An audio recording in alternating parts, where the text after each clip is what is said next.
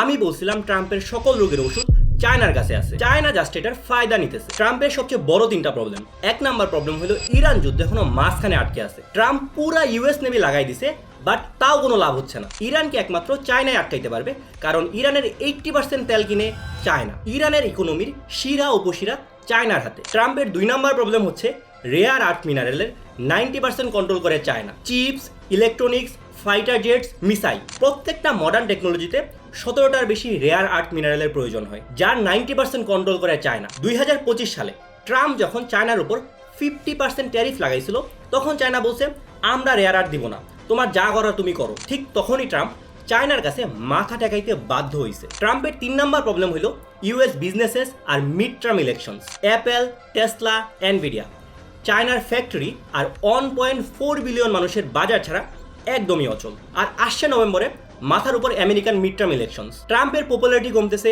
আর American বাজারে পেট্রোলের দাম বাড়তেছে। ট্রাম্পের এমন কিছু চটকদার ডিল লাগবে যা আমেরিকার ওয়াল স্ট্রিটের বিজনেসম্যান আর মিড ওয়েস্টের ভোটার দুই গ্রুপকে সন্তুষ্ট রাখবে। একমাত্র চায়নাই এক চুক্তিতে এই দুইটাই দিতে পারবে। প্রশ্ন হলো কেমনে?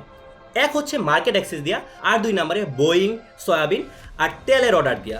এখন সিচুয়েশন এমন হয়েছে যে আমেরিকার প্রত্যেকটা সমস্যার তালা কেবলমাত্র চায়নার চাবিতেই খুলবে। 2017-তে ট্রাম্প যখন চায়না গেছিল, চায়না তখন জুনিয়র পার্টনার ছিল। 2026-এ চায়না এটা পরিষ্কার করে দিছে, এইবার বার্গেনিং টেবিলে সমানে সমানে টক্কর হবে। কোনো কোনো জায়গায় হয়তো বেশি হইতে পারে।